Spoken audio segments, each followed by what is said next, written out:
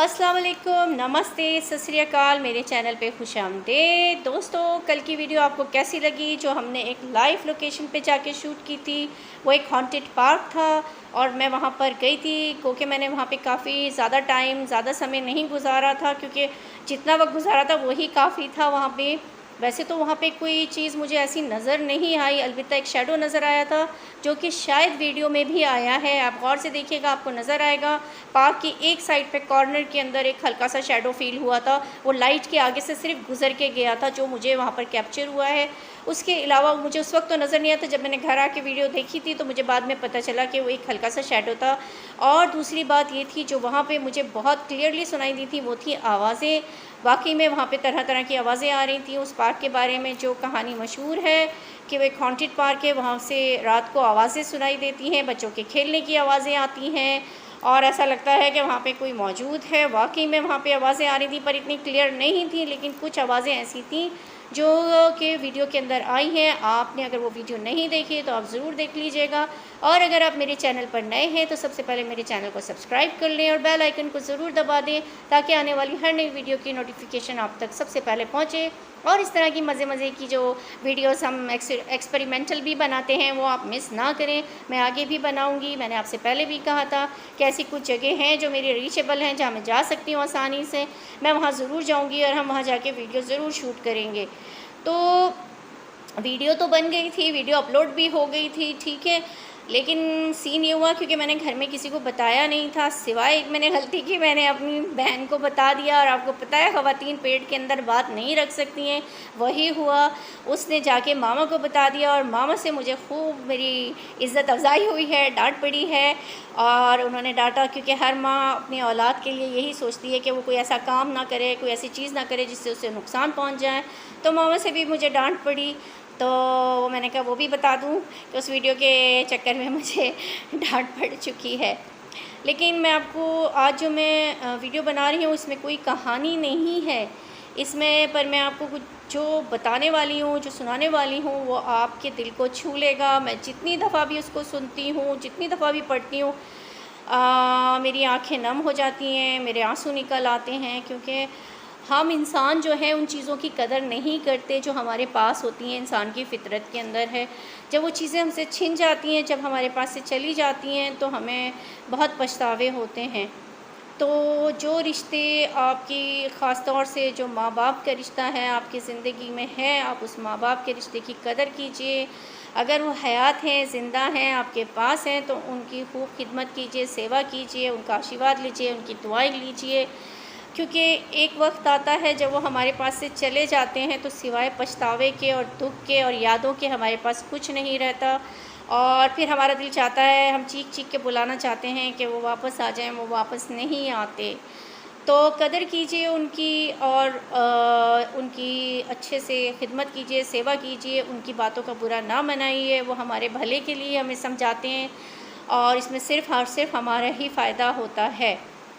तो माँ ऐसी चीज़ है, जब वो अक्सर, क्योंकि सबसे ज़्यादा बच्चे माँ से तंग होते हैं, क्योंकि माँ ही सबसे ज़्यादा टोकती है, रोकती है। तो माँ जब होती है तो इसके होने का एहसास ही नहीं होता, मगर जब माँ नहीं होती तो इसके बग़ैर ज़िंदगी क्या होती है। ये है इस पूरी वीडियो की कहानी जो मैंने आपको सुनाई है, और आगे चल के जब मैं शुरू करूँगी तो आपको समझ में आ जाएगी। तो उससे पहले मैं आपको एक छोटी सी कथा, एक छोटी सी कहानी सुनाती हूँ। किसी जंगल में एक संगीतकार एक ढोलक जो था, ढोलक जैसी कोई चीज़ बजाता था। तो जैसे ही वो बजाना शुरू करता था, तो एक बकरी का बच्चा, एक मेमना वहाँ आकर खड़ा हो जाता था। हर दफ़ा ऐसे ही होता था, मतलब जैसे ही वो ढोलक बजाना शुरू करता, तो बकरी का बच्चा जो मेमना है वो आकर खड़ा हो जाता। तो आखिरकार एक दिन संगीतकार ने इस बकरी के बच्चे, इस मेमने से पूछा कि तुम रोज़ यहाँ चले आते हो, क्या मेरा सुरताल बहुत अच्छा लगता है? तो मेमना बोला कि मुझे नहीं मालूम कि आप क्या बजाते हो, मुझे सुरताल की कोई समझ नहीं। मैं तो इसलिए यहाँ चला आता हूँ कि इस ढोलक पर जो चमड़ा है वो मेरी माँ के बदन का है। जब इस पर थाप पड़ती है, मैं भाग कर यहाँ चला आता हूँ। अब सुनिए कि ज़िंदगी माँ के बग़ैर क्या होती है। कल जब उठकर काम पर जा रहा था, तो अचानक लगा कि कोई रोक लेगा मुझे। कल जब उठकर काम पर जा रहा था तो अचानक लगा कि कोई रोक लेगा मुझे और कहेगा, खड़े खड़े दूध मत पी, हज़म नहीं होएगा। और कहेगा, खड़े खड़े दूध नहीं पी, हज़म नहीं होएगा, 2 घड़ी सांस ले ले।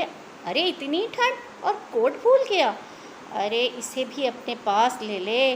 मन में सोचा, माँ रसोई से बोली होगी।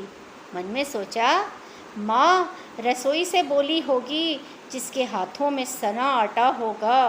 पलटकर देखा तो क्या मालूम था कि वहाँ सिर्फ सन्नाटा होगा। पलटकर देखा तो क्या मालूम था कि वहाँ सिर्फ सन्नाटा होगा। अरे अब हवाएं ही तो बात करती हैं मुझसे, जब कोई नहीं होता तो ये अंतरा के दराज ये वैक्यूम बात करता है। अरे अब हवाएं ही तो बात करती हैं मुझसे, लगता है जब जाऊंगा किसी ख़ास काम से तो कोई कहेगा, दही शक्कर खा ले बेटा, अच्छा शगुन होता है। कोई कहेगा, गुड़ खा ले बेटा, अच्छा शगुन होता है। पर मन इसी बात के लिए तो रोता है कि सब कुछ है माँ, सब कुछ। जिस आज़ादी के लिए तुझसे मैं सारी उम्र लड़ता रहा, वो सारी आज़ादी मेरे पास है। अक्सर माएँ जो होती हैं वो बचपन में बच्चों को रोक टोक करती हैं, यहाँ जाओ वहाँ मत जाओ, ये खाओ वो मत पियो, इसके साथ मत बैठो। तब हम आज़ाद होना चाहते हैं, और आज़ादी की कीमत तो सब कुछ है माँ, सब कुछ। जिस आज़ादी के लिए मैं तुझसे सारी उम्र लड़ता रहा, वो सारी आज़ादी मेरे पास है। जिस आज़ादी के लिए मैं सारी उम्र तुझसे लड़ता रहा, वो सारी आज़ादी मेरे पास है। फिर भी न जाने क्यों दिल की हर धड़कन उदास है। कहता था ना मैं तुझसे, मैं वही करूँगा जो मेरे जी में आएगा। कहता था ना मैं तुझसे कि मैं वही करूँगा जो मेरे जी में आएगा, और आज मैं वही सब कुछ करता हूँ जो मेरे जी में आता है। बात ये नहीं है कि मुझे कोई रोकने वाला नहीं है, बात ये नहीं है कि मुझे कोई रोकने वाला नहीं है। बात है तो इतनी सी, सुबह देर से उठूँ ना तो कोई टोकने वाला नहीं है। सुबह देर से उठूँ ना तो कोई टोकने वाला नहीं है। रात को लेट लौटूँ तो कौन टोकेगा भला, रात को लेट लौटूँ तो कौन टोकेगा भला। दोस्तों के साथ घूमने पर उल्हाए कौन देगा, मेरे वो तमाम झूठे बहाने कौन देगा। कौन कहेगा कि इस उम्र में क्यों परेशान करता है, कौन कहेगा कि इस उम्र में क्यों परेशान करता है।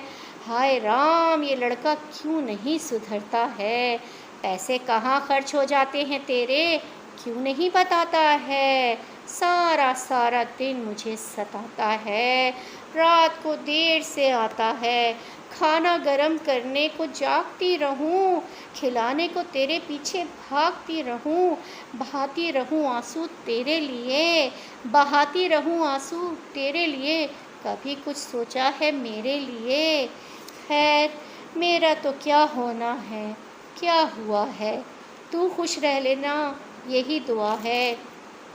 और आज तमाम खुशियाँ ही खुशियाँ, गम ये नहीं कि कोई ये शुभ खुशियाँ बांटने वाला होता। तमाम खुशियाँ ही खुशियाँ, गम ये नहीं कि कोई ये शुभ खुशियाँ बांटने वाला होता। पर कोई तो होता जो गलतियों पर डांटने वाला होता, पर कोई तो होता जो गलतियों पर डांटने वाला होता। और आखिर की जो लाइंस हैं, तू होती ना तो हाथ फेरती सर पर, हल्के से बाम लगाती। तू होती ना तो हाथ फेरती सर पर, हल्के से बाम लगाती।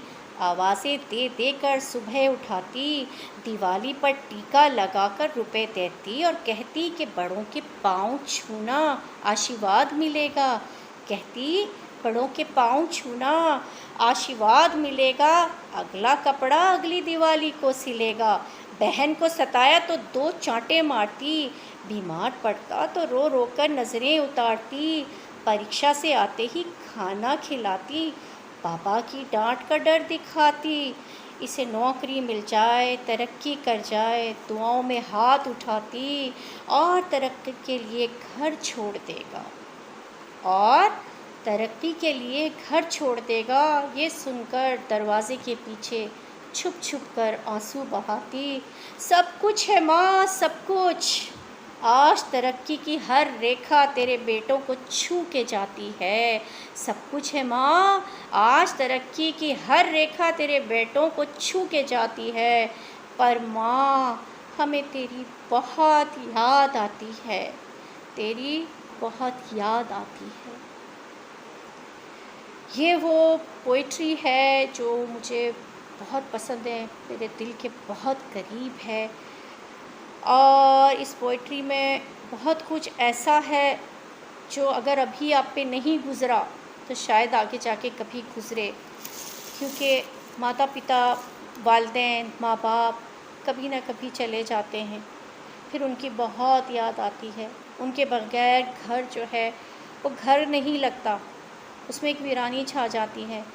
घर से माँ की आवाज़ का आना ही बहुत बड़ा तोहफ़ा है। तो मेरी आप सब लोगों से इल्तिजा है जो मेरा चैनल देख रहे हैं, अपने माँ बाप की, अपने माता पिता की कदर कीजिए। उनकी ज़िंदगी में ही, उनके जाने के बाद याद करने का कोई फ़ायदा नहीं होगा। अभी वो आपके पास हैं, उनकी सेवा कीजिए, उनकी खिदमत कीजिए। उनकी डांट का, उनकी रोक टोक का बुरा मत मनाइए, क्योंकि ये वो रिश्ते हैं जो दुनिया में सिर्फ़ एक दफ़ा ही मिलते हैं। और उनके जो रिश्ते की मोहब्बत होती है वो बिल्कुल प्योर होती है। उनके जैसी मोहब्बत हमसे कोई नहीं कर सकता। तो अगर आपके माता पिता आपके साथ हैं, आपके पास हैं, तो आप उनसे अपने किए हुए हर बदतमीज़ी की, हर गलती की माफ़ी मांगिए और उनकी सेवा कीजिए, उनकी खिदमत कीजिए, उनकी दुआएं लीजिए, उनका आशीर्वाद लीजिए।